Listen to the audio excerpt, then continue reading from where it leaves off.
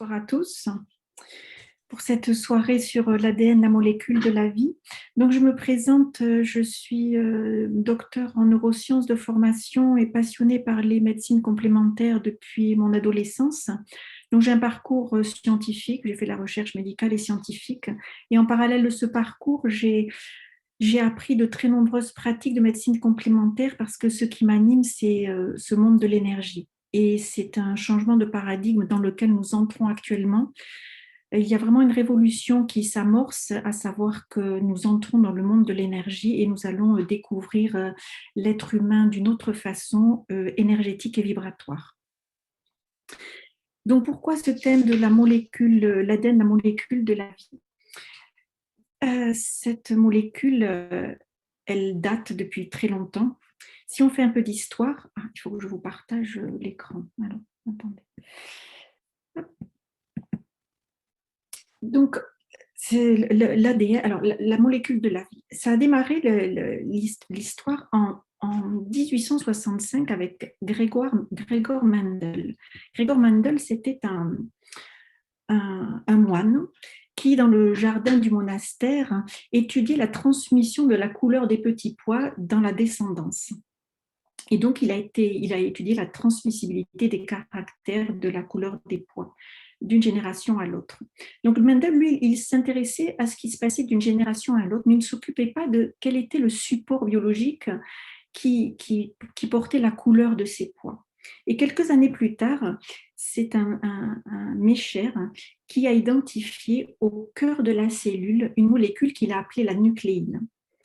Et ce monsieur, il ne savait pas qu'il avait entre les mains une molécule qui allait devenir un symbole, non seulement en science, mais dans toute notre société.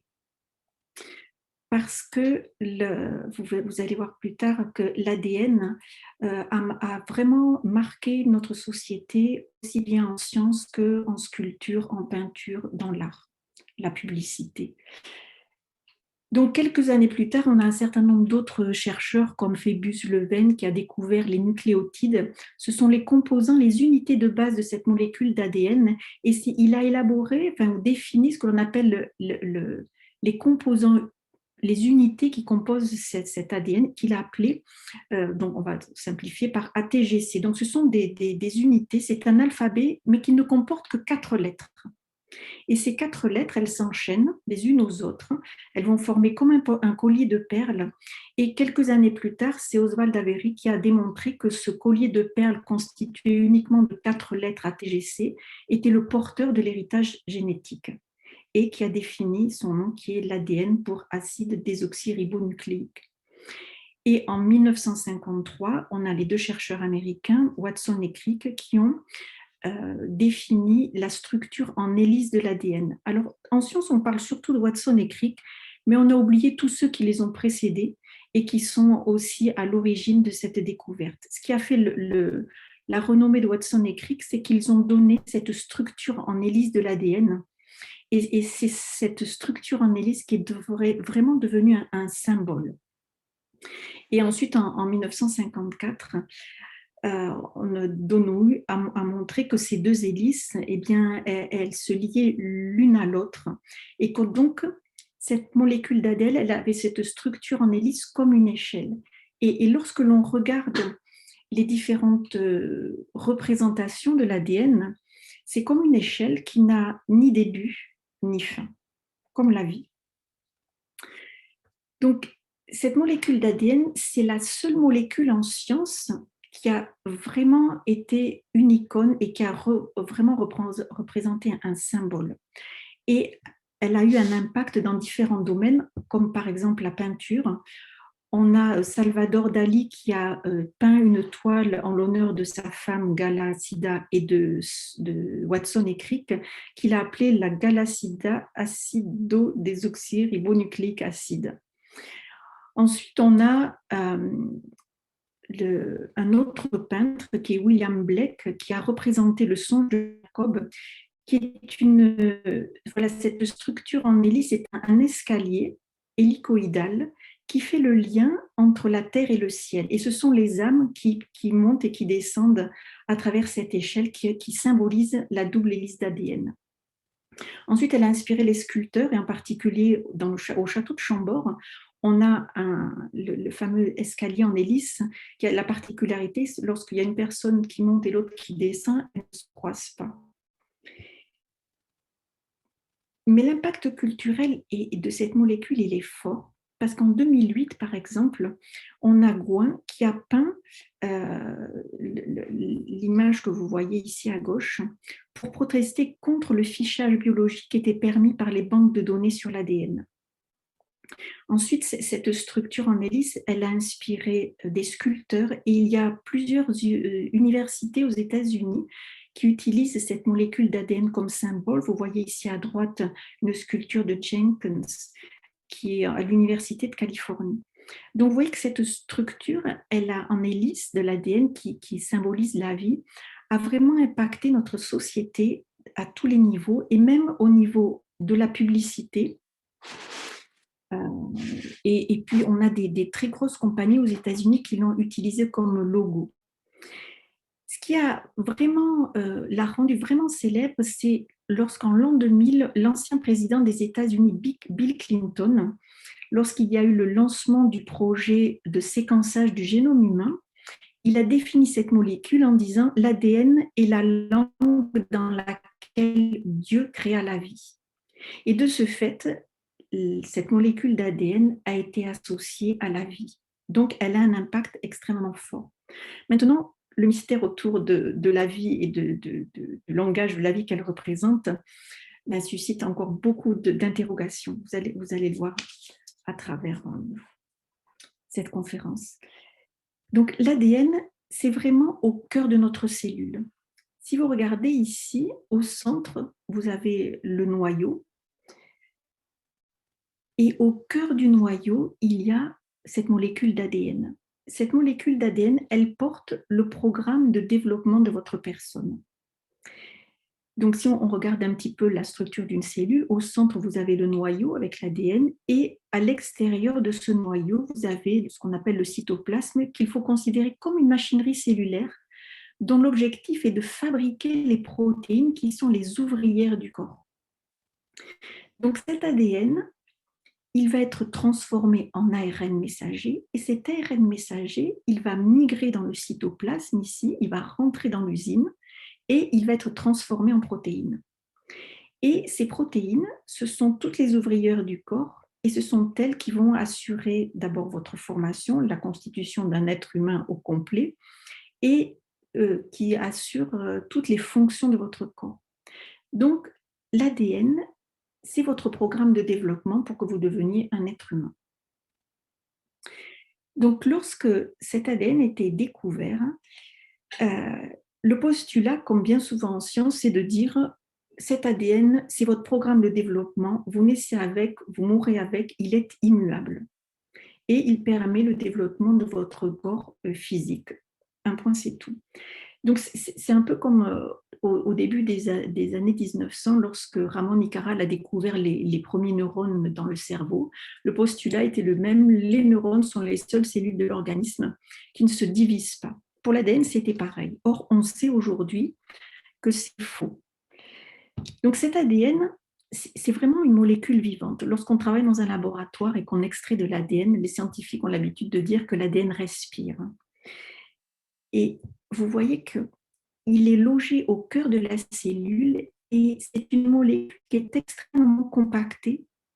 Et on a un chercheur, Niels Bohr, c'est un scientifique qui avait fait le parallèle entre le cœur de la cellule qui est constitué de noyaux, le cœur des molécules qui comprennent un noyau avec des électrons qui tournent autour, à l'image des planètes qui tournent autour du Soleil.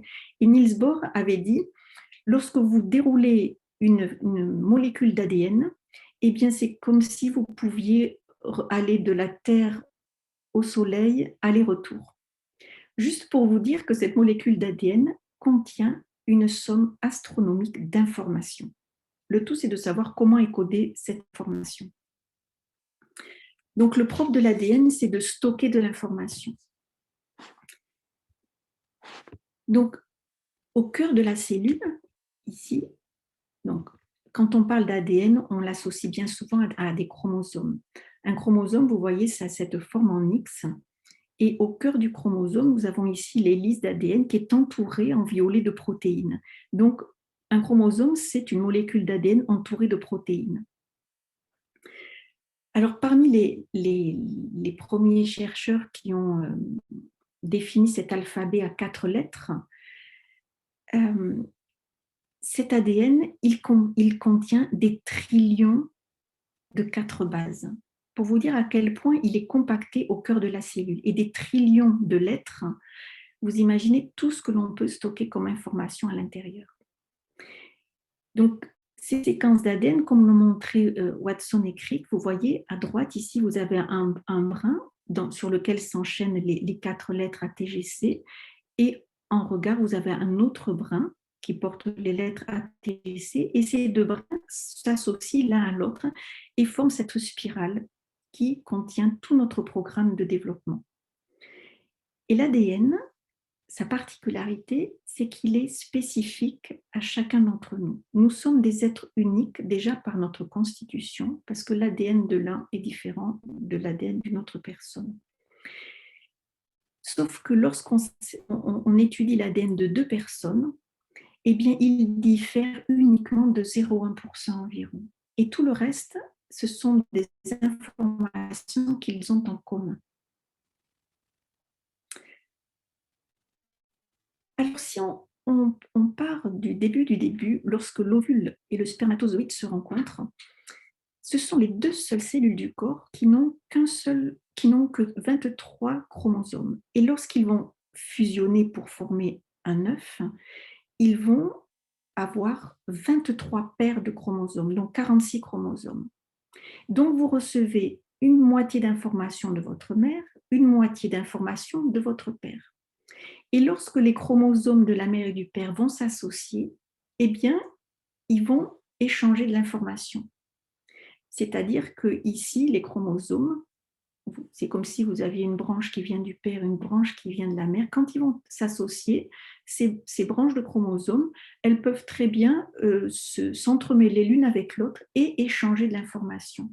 Ce qui peut expliquer que dans une même famille, eh bien, lorsqu'il y a 4 frères et sœurs, ils n'ont pas la même couleur d'yeux, pas la même couleur de cheveux, pas la même taille, etc., etc. Et ce qui est encore plus fabuleux, donc c'est pour ça qu'on dit que l'ADN, il est unique pour chaque personne, parce que déjà à ce stade-là, il y a un échange d'informations qui fait que aucun autre être ne peut vous ressembler. Ça, c'est la première stade de diversité qui explique que chaque être est unique. Mais ce qui est encore plus incroyable, c'est qu'à partir d'une seule cellule, elle va se diviser pour pouvoir constituer un être humain dans sa globalité, avec tous ses organes, tous ses tissus. Et chaque cellule du corps possède tous le même ADN. Mais quand elle se divise, eh bien, il y a certaines qui vont se spécialiser en cellules du poumon, d'autres en cellules du foie, d'autres en cellules des reins.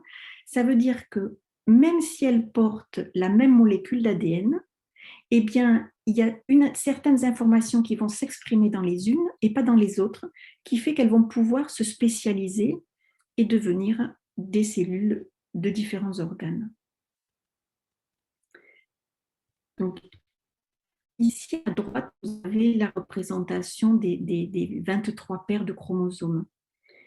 Et chaque chromosome porte de l'information, que ce soit sur tout ce qui nous constitue. Donc, vous voyez on stocke une quantité incroyable d'informations. Donc, si vous étiez dans un laboratoire de recherche, derrière quelqu'un qui vient de faire un séquençage d'un morceau d'ADN, voilà ce que vous liriez. Des enchaînements des 4 lettres qui composent l'ADN ATGC, ATGC, et qui s'enchaînent les unes aux autres. Donc l'ADN, c'est vraiment comme un code qui est à décrypter. C'est le travail du chercheur. Donc ils ont quand même bien avancé dans ce décryptage, et ils se sont aperçus que ces enchaînements de lettres, ils étaient organisés sous forme de gènes. Et les gènes, dans l'ADN, ils sont transformés en ARN, puis en ARN messager, et cet ARN messager va passer du noyau dans le cytoplasme et il va donner naissance à des protéines qui sont les ouvrières du corps. Alors, il y avait un autre postulat avant que l'on effectue le séquençage du génome humain, c'était qu'un gène allait donner naissance à une seule protéine. Or, on sait que depuis qu'il y a eu le séquençage du génome humain, que ce n'est pas vrai, donc c'est un postulat qui est à nouveau faux, c'est qu'on s'est aperçu qu'un gène pouvait donner plusieurs protéines, ce qui augmente encore la diversité de l'être humain. L'autre postulat, c'est qu'entre chacun de ces gènes, il y avait au départ ce que les scientifiques ont appelé l'ADN poubelle. Et on se disait, cet ADN poubelle, il ne sert à rien. Et au début, ils ne s'en sont absolument pas occupés. Or, cet ADN poubelle, c'est lui qui représente la partie la plus grande de notre ADN. Donc, comment croire que cette partie de notre génome ne servait à rien? Et on sait maintenant aujourd'hui que cet ADN poubelle, c'est un code, en fait, ce sont des séquences qui vont réguler l'expression des gènes. Donc, vous voyez qu'au fur et à mesure que l'on avance dans la compréhension du mécanisme de décodage de cet ADN, eh bien, on s'aperçoit que le mécanisme se complexifie de plus en plus et ce que l'on pensait vrai il y a quelques années, eh bien, remis en question très régulièrement. Ce qu'il est important que vous gardiez en mémoire, c'est que cet ADN est transformé petit à petit pour donner naissance à des protéines qui vont constituer un être humain. J'ai dit un D parce que ça va donner c'est le programme de développement de notre corps physique. Et on pensait en fait que cette séquence ADN transformé en ARN, transformé en protéines, c'était aussi un postulat, ça se passait toujours dans ce sens-là.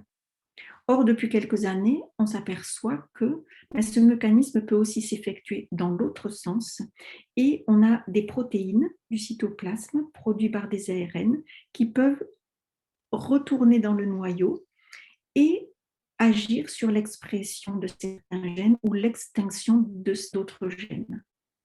Donc, vous voyez que le mécanisme d'expression de notre ADN est d'une complexité incroyable. Donc, gardez en mémoire que la molécule d'ADN, lorsque Watson et Crick l'ont découverte, on se disait c'est une molécule qui ne change pas et qui est immuable et vous mourrez, vous naissez et vous mourrez avec. Ça, c'est terminé. Gardez en mémoire que l'ADN porte l'ensemble de nos gènes qui vont nous permettre de prendre forme dans la matière. C'est ce qu'on appelle le génome, c'est le livre d'instructions de fabrication de notre corps. Les chromosomes, ça va être comme les chapitres du livre. Les gènes, ce sont les phrases et l'ADN, ce sont les lettres qui constituent les mots. Donc cet ADN, il est flexible, il vit, il change très souvent. Et c'est ce qu'on appelle les mutations. Ce va être des erreurs typographiques. C'est-à-dire dans l'enchaînement que je vous ai montré ici, il suffit que vous changiez, par exemple ici, on a 2 G qui se succèdent, il suffit que vous remplacez un G par un C, et la protéine qui va être fabriquée va être différente. Donc pour vous dire si la régulation est extrêmement fine. Et il y a d'autres mécanismes de flexibilité de cet ADN, c'est ce qu'on appelle des transposons. Donc, on a des petites séquences d'ADN à un endroit qui peuvent se détacher et aller se réincorporer à un autre endroit. Ce qui va changer, en fait, toute la lecture de votre alphabet et donc modifier les protéines qui sont fabriquées. Donc, l'ADN renferme une quantité astronomique de données et donc c'est un dispositif de stockage manifesté ou non parce que certains gènes sont exprimés à certains moments, éteints à d'autres. Donc en 2004, il y a eu cet énorme projet international de séquençage du génome humain qui nous a permis de faire des grands bonds en avant sur la compréhension du mécanisme d'expression de nos gènes et de l'ADN. Et c'est comme ça qu'on s'est aperçu que 99% de notre génome était identique chez tous les humains, mais qu'on différait de moins de 1%. Et ce 1%-là fait quand même que chaque être humain est unique. Donc, quel est l'intérêt d'avoir effectué ce séquençage humain? Il y a une notion à conserver, à avoir en mémoire. Il y a la génétique et la génomique. La génétique, elle va s'intéresser un peu à ce que faisait Mendel dans son jardin avec les petits pois, à la transmission d'un caractère d'une génération en génération. Par exemple, qu'est-ce que je pourrais vous donner comme exemple? Quelqu'un qui a une maladie, voilà, une maladie héréditaire qu'elle a héritée de son grand-père, et cette maladie va se transmettre de génération en génération. Et la génomique, elle va étudier un seul gène, mais parmi un nombre très important de personnes. Ce qui est intéressant dans la génétique, c'est que on va étudier un gène dans la descendance. Mais ça veut dire qu'on va étudier un gène chez vos aïeux. Mais si vous remontez le temps et que vous remontez de tous les aïeux jusqu'au premier homme sur Terre, vous pourriez très bien dire que nous portons dans notre ADN la mémoire de tous les êtres qui nous ont succédé. Et pour stocker cette information, eh bien, ça demande beaucoup de place, beaucoup de stockage d'informations. On pourrait très bien dire que dans cet ADN ici, qui est considéré par les scientifiques comme aujourd'hui comme un ADN qui sont des séquences qui vont réguler l'expression de certains gènes, mais la quantité d'informations qui est stockée ici est tellement importante, on pourrait très bien se poser la question, savoir si tout ce que nous avons hérité de toutes les personnes qui nous ont précédés ne sont pas stockées ici et que nous n'avons pas accès à cette information comme ça parce qu'on ne serait pas en mesure de la gérer. Donc, on pourrait se dire peut-être que dans cet ADN poubelle, on a de l'information qui date de l'histoire de l'humanité. La génomique, à l'inverse, va étudier le lien entre un gène et une maladie. Et elle va nous permettre de faire des diagnostics, de faire des dépistages de maladies graves, éventuellement de mettre en place des traitements ciblés sur certains gènes. Et on arrive aujourd'hui à ce que l'on appelle la génétique personnelle.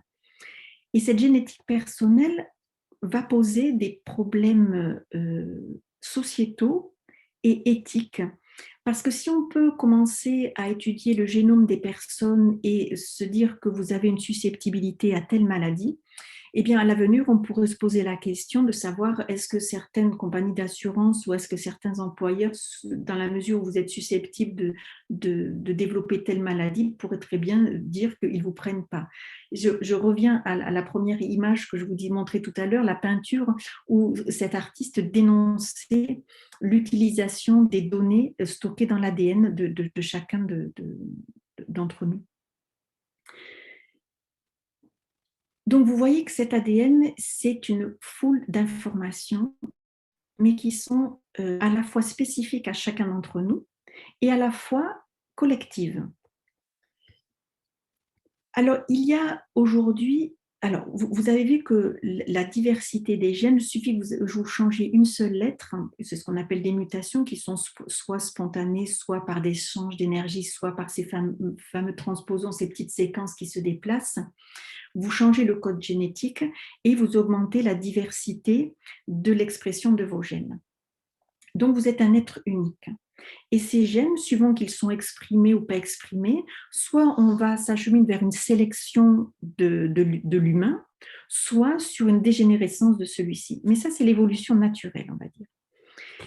Il y a un autre pan de la science qui s'est développé ces dernières années, dont on a beaucoup entendu parler, qui est l'épigénétique. L'épigénétique, c'est tout ce qui se situe autour des gènes, autour du génome. Et il y a un très gros projet qui va être lancé justement pour étudier l'épigénome humain. Donc, l'épigénétique, c'est tout ce qui est autour des gènes. Donc, vous rappelez-vous, autour de la molécule d'ADN, on a des protéines. Et ces protéines, suivant comment elles sont positionnées, elles vont permettre la lecture ou l'extinction d'un gène. Qu'est-ce qui va pouvoir influencer l'expression de ces gènes? Eh bien, c'est tout ce qui nous entoure. D'abord, il y a notre alimentation et l'eau. Lorsque on absorbe des toxines, des pesticides, des métaux lourds, etc., ce sont autant de toxines qui vont venir bloquer l'activité des protéines, donc des ouvrières. L'eau, par exemple, suivant la qualité de l'eau et la pureté de l'eau que vous allez boire, sachez que l'eau a la capacité à modifier la molécule d'ADN dans sa conformation spatiale. Donc, quand vous changez sa conformation dans l'espace, vous changez l'expression de vos gènes. Il y a des facteurs qui ont été étudiés, évidemment, comme le stress, l'exercice, les relations sociales. Il y a les fameux caractères transgénérationnels qui sont transmis d'une génération à l'autre. Un des exemples que je peux citer, c'est lorsqu'en 2001, il y a eu l'effondrement des tours jumelles. Des scientifiques aux États-Unis ont étudié les deux groupes de femmes enceintes, enfin la descendance. Donc, ils ont pris un groupe de femmes enceintes qui était à New York et qui a vécu l'événement en direct, et un groupe de femmes enceintes qui a vécu en Californie et qui a vécu l'événement à distance. Et lorsqu'ils ont comparé les enfants issus de ces deux types de femmes, ils se sont aperçus que les femmes qui avaient vécu l'événement direct à New York, que les enfants issus de ces femmes-là avaient une susceptibilité au stress beaucoup plus importante que les autres. Ça veut dire que lorsqu'il y a un impact psycho-émotionnel fort, eh bien, il y a comme un marqueur qui se met sur les protéines qui entourent votre ADN et qui va se transmettre de génération en génération. Donc ça, c'est très important. L'autre exemple que l'on peut citer, c'est typiquement les jumeaux. Les jumeaux, les vrais jumeaux, ce sont les deux seuls qui ont un ADN identique. Et si vous les étudiez à l'âge de 50 ans, ils vivent dans des régions, des pays différents, ils ont eu des événements de vie différents, une alimentation différente. Tout ça fait qu'ils vont avoir une expression des gènes différente. On a les travaux de Bruce Lipton qui démontrent que les émotions et nos pensées sont aussi capables d'influencer nos gènes. Quelqu'un qui a en dépression, il exprime certains gènes plutôt que d'autres. On a un monsieur Rossi qui a travaillé en hypnose et lui, il montre que sous hypnose, lorsque vous êtes capable de modifier certaines perceptions ou schémas psychologiques sous hypnose, il a montré qu'il modifiait l'expression de certains gènes, en particulier des gènes inflammatoires. Il a aussi montré que la susceptibilité à l'hypnose était liée à certains gènes. L'autre question qui se pose, vous connaissez sans doute le deuxième cerveau qui est notre microbiote. Et dans notre microbiote, nous hébergeons des millions de bactéries différentes. Et ces bactéries portent de l'ADN. Et les bactéries ont une particularité, c'est qu'elles sont capables d'échanger de l'ADN entre elles juste par contact. Donc elles-mêmes, elles peuvent modifier leur génome juste par un échange d'informations, par un échange de gènes. C'est ce qu'on appelle le transfert horizontal d'informations. Et on se pose la question de savoir si ce transfert horizontal d'informations pourrait avoir lieu chez l'homme ou pas. Ça, c'est encore un sujet qui est débattu par les scientifiques. Mais la question qui se pose, c'est que lorsqu'ils ont étudié les fameuses séquences d'ADN poubelles, les scientifiques ont retrouvé certaines séquences bactériennes ou virales, ce qui conforterait le fait que ces séquences d'ADN poubelles portent une information très ancienne. On pourrait dire la mémoire terrestre ou la mémoire de l'humanité.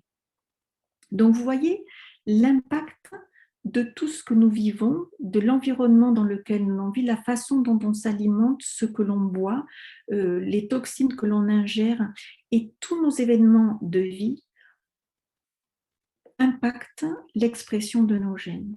Donc, ce sont des facteurs extrêmement importants et qui montrent bien que l'épigénome et le génome peuvent être modifiés. Donc, cet ADN, il n'est pas immuable. Vous naissez avec un ADN, certes, mais en fonction de ce que vous allez vivre et de ce que vous allez vivre émotionnellement, psychologiquement et de l'environnement, eh bien, sachez que l'humain a la capacité de pouvoir modifier ses gènes.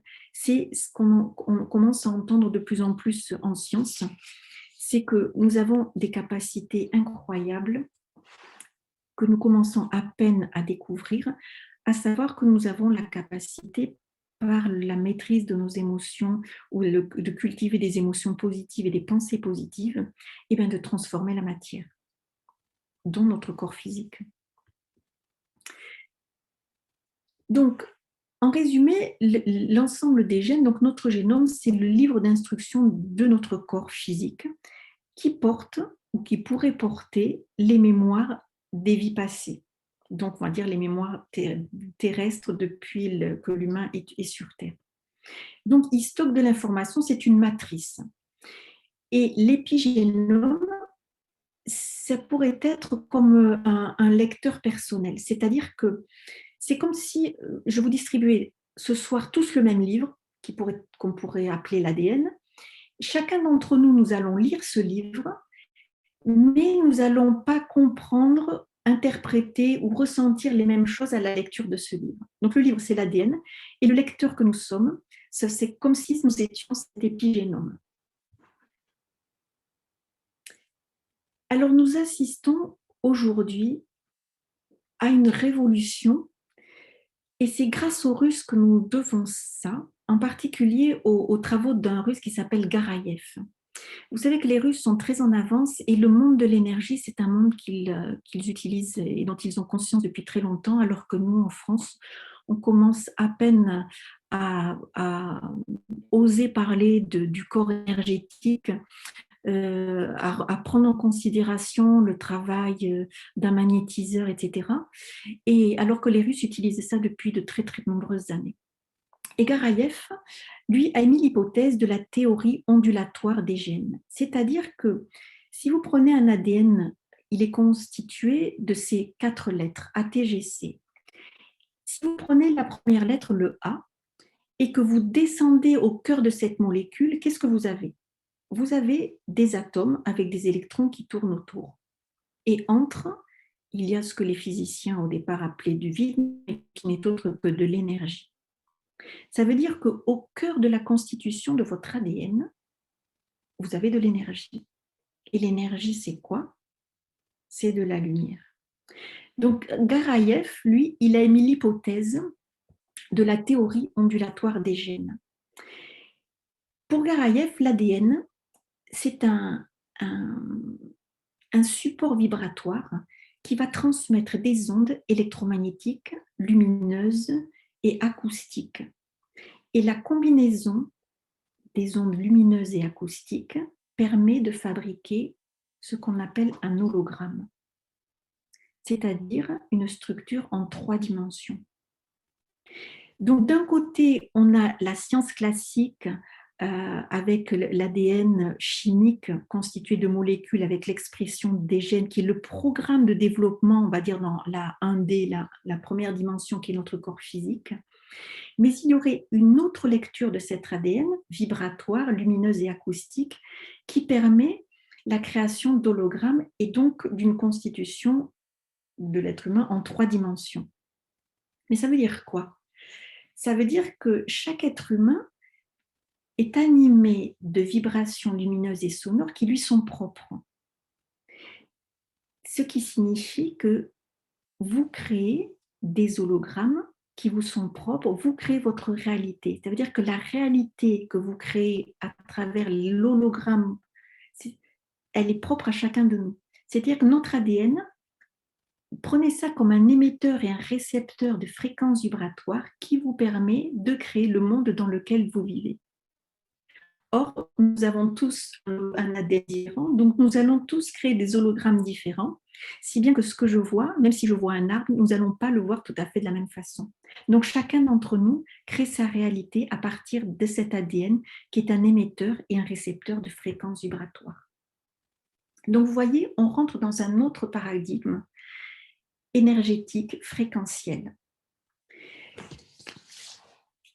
Donc pour